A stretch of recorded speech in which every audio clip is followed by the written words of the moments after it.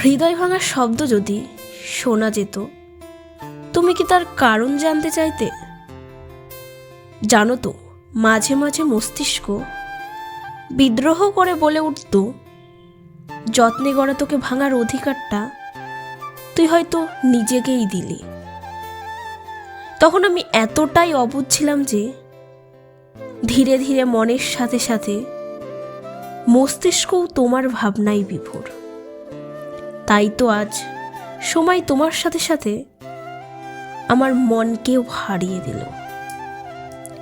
জিতে গেল সেই মস্তিষ্ক যে তোমায় পর করতে চাইছিল।